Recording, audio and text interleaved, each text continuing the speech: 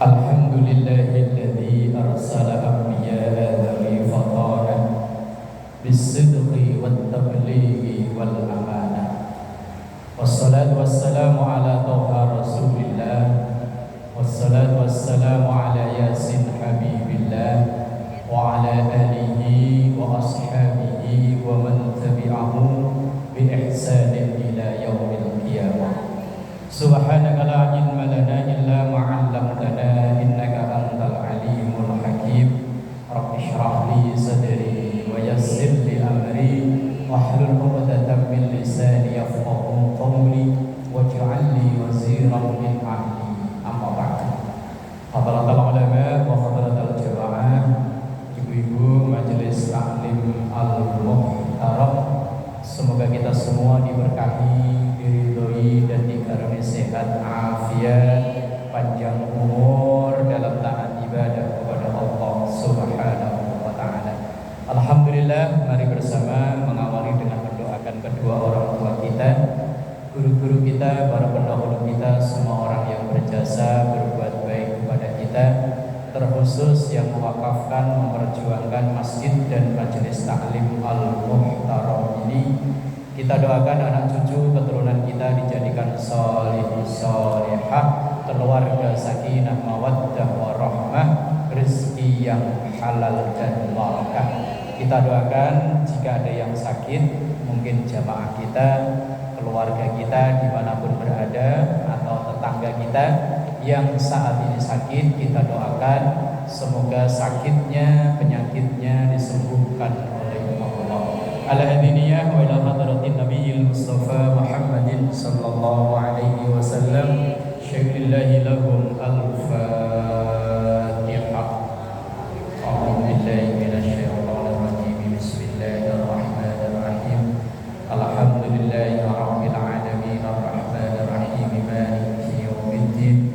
Iyyaka na'budu wa iyyaka nasta'in. Ihdinas siratal mustaqim. Shiratal ladzina an'amta 'alaihim ghairil maghdubi 'alaihim waladdallin. Bismillahirrahmanirrahim. Melanjutkan ngaji Al-Arba'in An-Nawawi, hadis-hadis yang ditulis oleh Imam Nawawi. Kemarin hadis yang keempat, halaman 9, belum tuntas ya. Inti atau ringkasan dari hadis ini adalah bahwa kita ini dulu 40 hari pertama di dalam rahim perut ibu, pertama berupa darah, nutfah dulu, sperma. Kemudian 40 hari kedua darah, alaqah. Kemudian 40 hari ketiga daging, mudghah. Berarti kalau 40 kali 3 120 hari atau 4 bulan. Lah setelah 4 bulan dalam perut ibu, fayamfuku fihi ar-ruh, ditiupkan ruh, mulai baru ada nyawanya. Lah ini yang jadi alasan ada acara 4 bulanan. Nah, sekarang itu anak-anak muda kadang memang acara begitu ada dalilnya.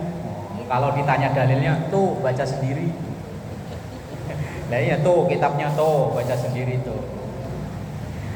Kemudian setelah 4 bulan udah ditiupkan ruh, kemudian wa yu'maru bi arba'i kalimatin, untuk orang tersebut dicatat 4. Makanya biasanya disebut bawaan lahir. Apa yang dicatat? Rizkihi, rizkinya. Nanti ibu itu hidupnya bagaimana, itu udah 4 bulan dalam kandungan udah dicatat. Punya tabungan berapa, punya duit berapa, itu udah dicatat. Walaupun kerjanya ngitungin huruf P, pergi pagi pulang petang, pala puyeng pinggang pegel. P-nya berapa tadi? 7. Kalau memang jatahnya segini, tetap segini. Walaupun kelihatan ada orang yang kayaknya itu kerjanya santai, kita lihat pagi-pagi di rumah, siang-siangan kok yo pergi berdua sama istrinya, sore-sore kalau saya lihat jamaah asar, kerjanya opo yo kok bentar-bentar bangun rumah, kayaknya kok santai, rezekinya udah dicatat, kalau seember yo seember. Lah makanya mumpung itu dicatat 4 bulan, didoain moga-moga rezekinya yang banyak, yang halal, yang melimpah. Dulu waktu kita kira-kira dulu dalam kandungan 4 bulan didoain sama emak gak ya? Doain ayo, semuanya yakin didoain. Doain. Ya, semua orang tua doain anak. Kemudian wa ajalihi, kematiannya udah dicatat waktu umur 4 bulan. Kalau memang belum saatnya mati, biar katanya bunuh diri di rel kereta, malah keretanya nggak lewat-lewat, ya kan nggak jadi ya. Malah salah jadwal, keretanya nggak lewat-lewat, ya nggak jadi. Lah kalau memang udah dicatat ajalnya datang, biar rebahan di rumah, tidur. Ladilalah HP dicas di sebelahnya, kepenuhan jembluk, mati. Mati itu udah dicatat umur 4 bulan. Wa ajalihi, ini hadisnya sahih. Umur 4 bulan dalam perut kandungan ibu itu udah dicatat orang ini nanti meninggal di usia berapa. Kemudian wa amalihi, amalnya. Kemudian wa syaqiyun am sa'idun, apakah orang yang bahagia atau orang yang menderita, orang yang susah apa seneng, orang yang suka apa duka. Makanya orang dulu bilangnya bawaan lahir. 4 itu udah dicatat mulai dari dalam kandungan. Nah, sekarang lanjutannya. Kemarin kan sampai itu kan ya.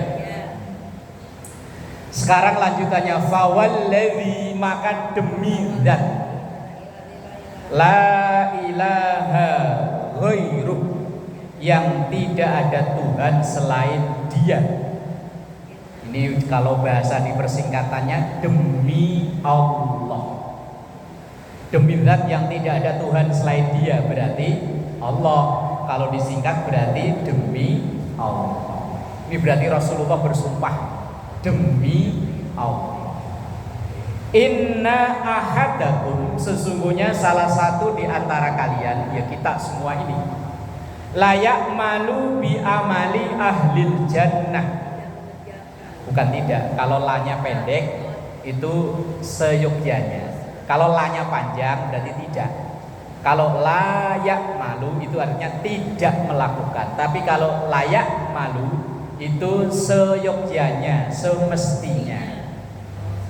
Artinya beda ya. Makanya kalau tadi baca Yasin kan ya? Nah, itu ada Yasin 1 ayat ada 2 kali la. Kalau bacanya kebalik artinya bahaya. Yang bunyi begini loh.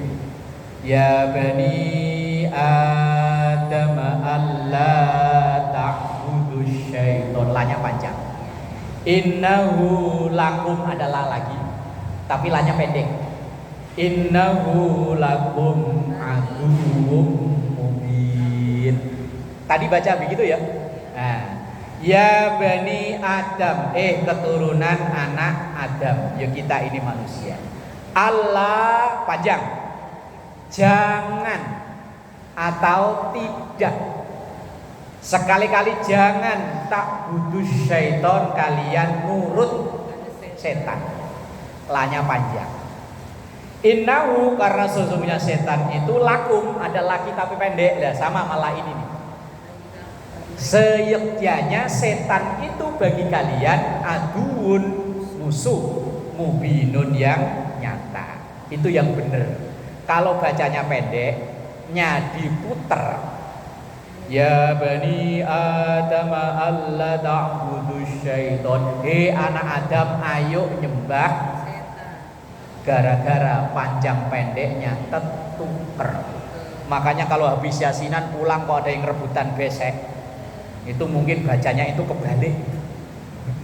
Ya bani Adam Allah, umpama pendek, Allah ta'budu syaitan, keliru. Makanya orang ngaji Quran itu harus ada guru.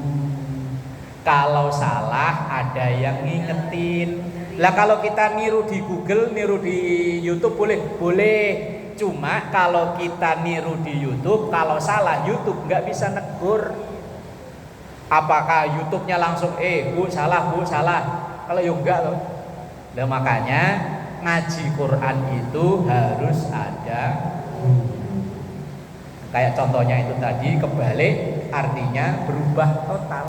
Harusnya perintahnya nyembah Allah malah nyembah setan. Gara-gara salah panjang pendek. Lah kayak ini nih. Layak malu itu bacanya lanya pendek. Kalau la panjang artinya berlawanan.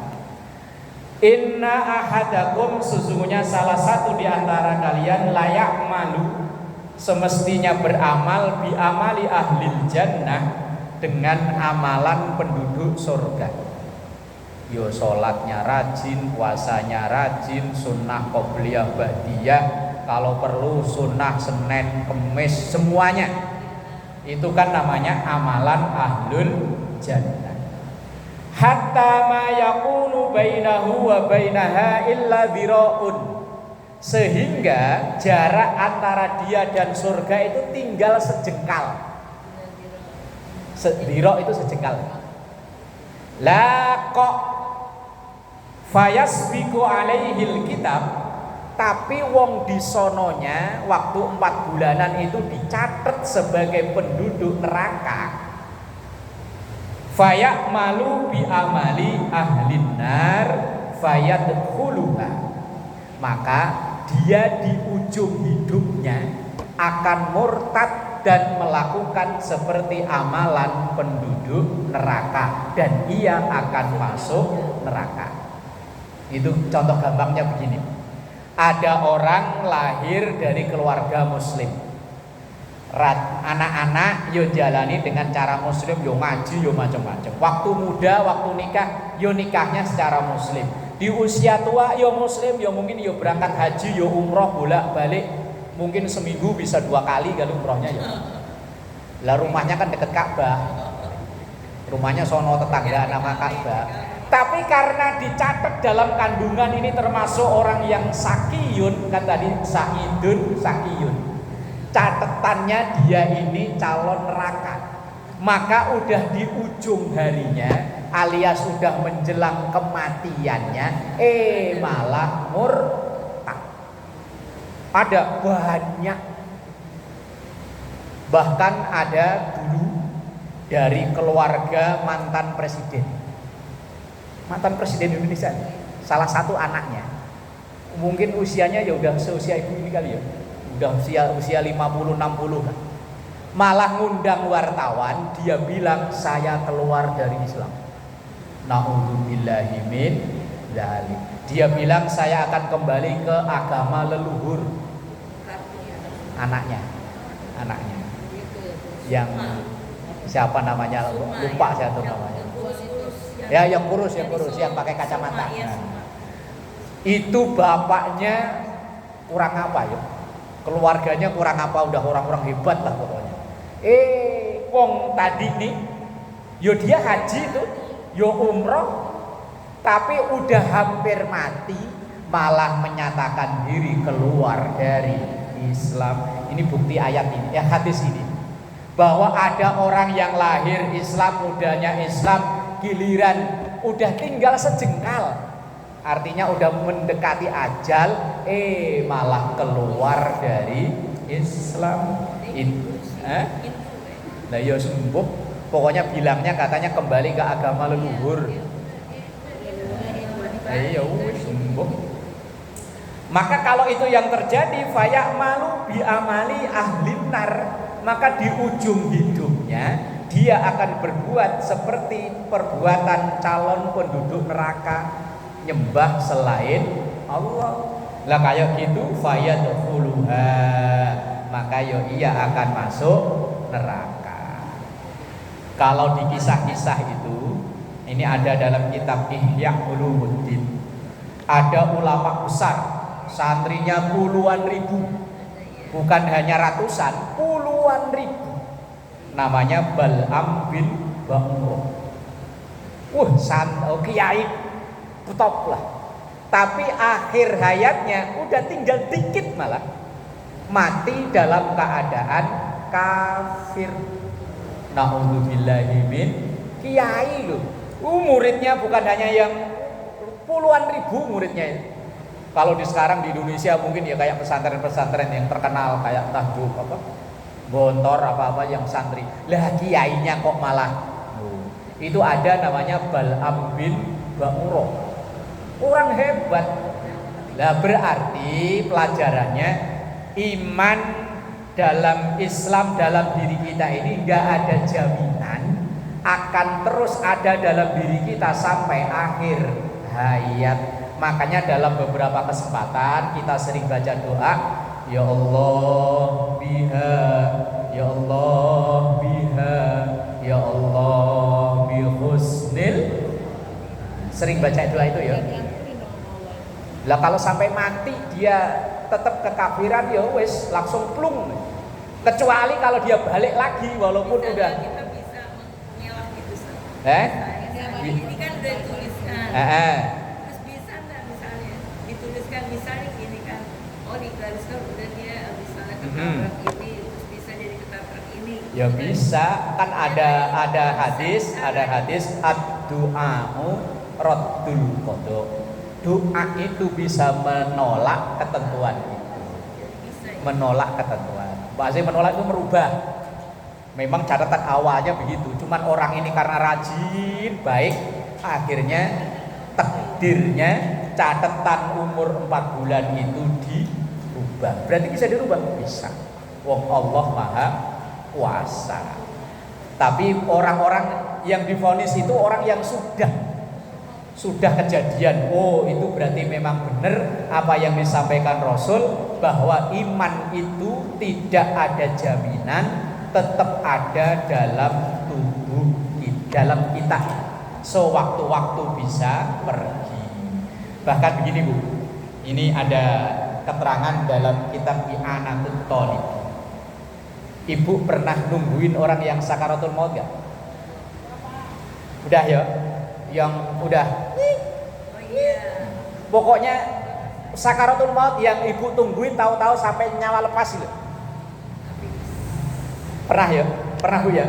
Nah, itu orang yang sedang sakaratul maut itu aslinya sedang bertarung, perang. Lawan siapa? Lawan iblis. Dalam keterangan kitab itu, orang yang sedang itu namanya muhtador. Muhtador itu sakaratul maut itu. Itu dia didatangi oleh orang-orang yang ia cintai, yang sudah meninggal duluan. Bisa jadi suaminya, kalau suaminya udah meninggal. Bisa jadi bapaknya, ibunya, anaknya, gurunya. Iblis nyaru. Nyaru itu bahasa orang sini apa? Nyaru, nyamar. Misalnya ada orang meninggal, seorang perempuan, suaminya udah meninggal dulu. Ini iblis nyaru sebagai suami. Kemudian datang ke si ibu tadi yang sakaratul maut itu. Iblisnya ngomong begini, Bu, kalau pengen hidup enak, gak sakit kayak sakaratul maut begini, ikut saya. Ikut kemana Pak? Ikut tinggalin Allahmu itu loh, tinggalin. Wis jangan la ilaha illallah, ikut saya. Lah makanya kalau kita yang jagain, misalnya kan kadang kita deket kepala ya. Nah, di kepala itu terus bisikkan kalimat Allah saja. Allah, Allah, Allah. Enggak usah la ilaha illallah. Allah, Allah, Allah. Kalau ini kadang kan kayak begini-begini ya. Atau mungkin teriak-teriak, atau mungkin ini sedang ibarat orang lagi berantem-berantemnya. Makanya tetap Allah, Allah, Allah, Allah. Kalau bibirnya mengikuti gerakan Allah, ibu pelanin nyebut Allahnya. Kalau dia misalnya ya Allah, ibu pelan, pelan, Kalau dia nanti berontak-berontak lagi, bisikin lagi. Terus sampai nanti bener-bener nyawanya lepas. Dengar. Cuman dia karena lagi berantem, jadi udah enggak ini. Itu kalau misalnya tadi nyaru sebagai suami, kok dia berontaknya Allah, itu iblis akan pergi. Datang lagi bapaknya, enggak mempan, datang lagi ibunya, enggak mempan, datang lagi gurunya. Pokoknya orang-orang yang menjadi kecintaan kita. Ya bisa suami, bisa bapak, bisa ibu, bisa guru, bisa teman, bisa siapa aja. Sampai nanti bener-bener ini lepas. Lah kalau kalah, ya wes suul khotimah, ya kayak tadi ini, tinggal sejengkal. Ya kata nggak tahu. Ya kita hanya membantu, bimbing Allah. Ini yang dekat kepalanya. Kalau yang misalnya di dekat kaki atau membaca apa terserah. Baca Yasin, baca terserah. Kalau pengen, tapi ini agaknya kurang pas ya. Cuman saya pernah diminta. Ada orang datang ke rumah, dia itu punya orang tua sakitnya udah bertahun-tahun. Secara medis udah nyerah. Karena dia orang kaya kan berobat kemana-mana udah nyerah. Karena si anak ini nggak tega ngelihat kondisi bapaknya, yang kadang kayak orang kejang-kejang, melihat wajahnya kasihan. Pak, boleh nggak kalau saya berdoa seandainya demi yang terbaik buat bapak saya, biar nggak tersiksa seperti ini. Kami anak-anaknya udah nggak tega, Pak, supaya dicepetin. Tapi kayaknya gimana gitu ya? Kok minta doa supaya meninggalnya dicepetin? Dan ini saya udah ngalami 2 kali atau 3 kali. Dari alat itu pakai alat. Pakai alat, alatnya masih begini. Tapi dari alat-alatnya cabut Udah nggak ada. Lah anak-anak ini nggak tega, saya nggak tega, Pak. Ini udah berbulan-bulan kondisinya seperti ini. Ada nggak Pak kira-kira bacaan doa atau apalah yang sekiranya itu bapak saya, ya kalaupun diambil cepet. Kalau memang sembuh, sembuh. Kami udah nggak tega, Pak. Ini anak cucu ngumpul semua setuju dah. Bukan alasan apa-apa, hanya nggak tega.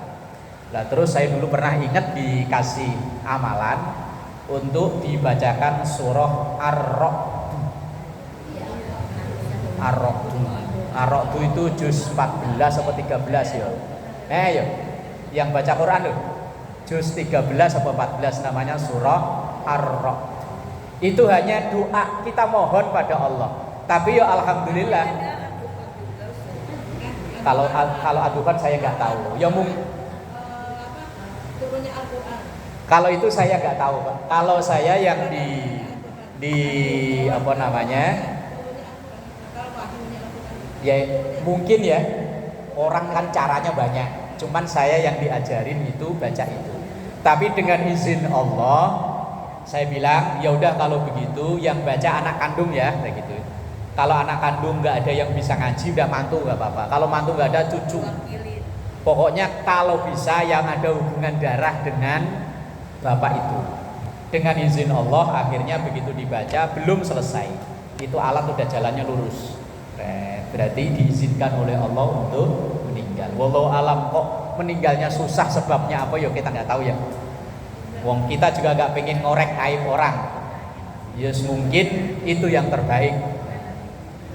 Lah dalam hadis ini, orang yang amalnya baik saat masih muda, nggak jaminan nanti meninggalnya husnul khotimah. Bisa sebaliknya. Kalau orang yang nggak suka ngaji itu yang nggak ngaji sebelum.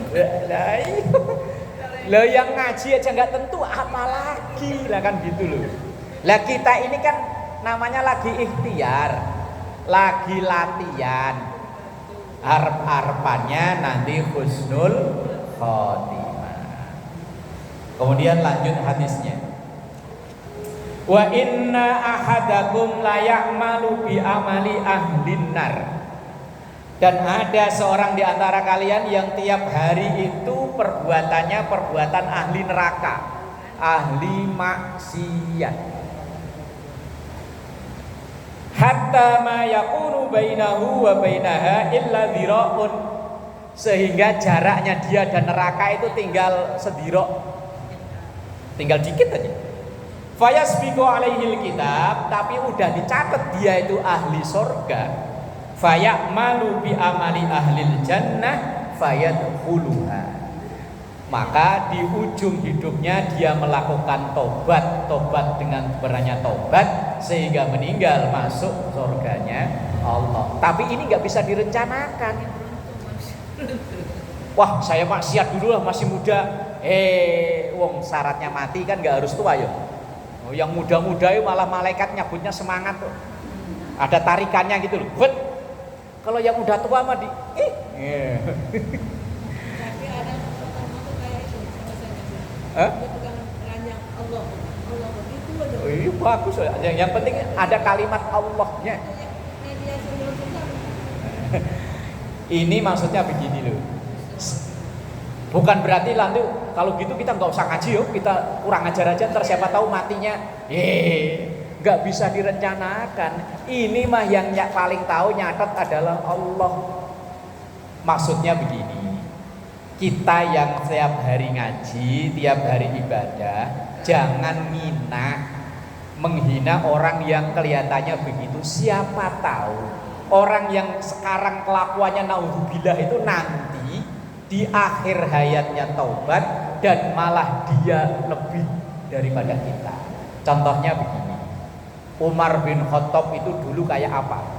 Hampir mau membunuh Rasulullah. Tapi karena wasilah adiknya lagi baca Quran surah Toha. Toha itu surah Toha, ala Toha Rasulillah. Lah begitu Umar mendengar, masuk Islam. Begitu dia masuk Islam malah ngalahin yang duluan masuk Islam. Lah sekarang contohnya ya banyak. Orang yang mu'alaf kayak Ustadz Felix Yau mu'alaf. Terus yang kemarin pas Idul Adha lagi khutbah meninggal, yang orang Manado, Yahya Waloni, Ustadz Yahya Waloni kan lagi khutbah Idul Adha kan. Beliau dulu itu kurang apa? Mengkristenkan orang Islam. Dia mendirikan perguruan tinggi khusus mempelajari calon pendeta. Allah berkehendak lain, dia masuk Islam. Begitu masuk Islam, semangatnya luar biasa. Sampai meninggalnya pas lagi khutbah Idul Adha kemarin, Idul Adha kemarin. Nah, itu artinya kita tidak boleh menghina orang, merendahkan orang yang hari ini belum mau ibadah, yang hari ini belum mau baik. Ya kita doakan, moga-moga orang yang hari ini belum mau besok mau, diajak. Karena kita nggak tahu. Lah kita yang tiap hari ngaji jangan sombong. Ya siapa tahu cabut imannya. Naudzubillahi min dzalik. Hadis ini intinya begitu, mengajarkan begitu. Kita nggak boleh sombong dengan ibadah yang kita lakukan dan nggak boleh menghina orang yang hari ini belum mau ibadah. Siapa tahu lah kan gitu. Yuk kita doakan terus. Allahumma ya Allah, moga-moga itu nyebut namanya. Kalau mau teks agama doa yang dibaca oleh Nabi, Allahumma hdi qaumi fa innahum la ya'lamun. Itu doa kita baca kalau kita punya keluarga yang sampai hari ini belum mau sholat. Allahumma hdi qaumi fa innahum la ya'lamun. Allahumma, kalau dibaca putus ihdi. Allahumma hdi qaumi, kaumku, qaumi. Allahumma hdi qaumi fa innahum la ya'lamun. Kalau diterjemahkan di Indonesia begini, qaumi panjang fa innahum enggak Allahumma hdi qaumi fa innahum la ya'lamun. Kita baca bareng-bareng dah. Bismillahirrahmanirrahim. Allahumma hdi qaumi fa innahum la ya'lamun. Nanti dulu. Kita ulang lagi. Allahumma hdi qaumi fa innahum la ya'lamun. Sekali lagi. Allahumma hdi qaumi fa innahum la ya'lamun. Dah. Kalau mau diamalin setelah lafaz qaumi sebut namanya. Allahumma hdi qaumi Yanto, apa namanya Yanto. Fa innahum la ya'lamun. Nah, pokoknya yang belum mau baik lah. Iya. Kalau pengen mau ngamalin begini. Kalau di Indonesia kan begini. Allahumma ya Allah ihdi, berikanlah petunjuk qaumi terhadap keluargaku. Siapa namanya? Fa innahum, mereka enggak mau sholat, enggak mau ngaji itu. Nah, la ya'lamun, mereka itu belum tahu, tidak tahu. Itu doanya Nabi ketika hijrah ke Taif. Beliau dilemparin batu kayak apa? Mau dibales sama malaikat, jangan dibales. Gimana sini? Allah mahdinya pakai alif.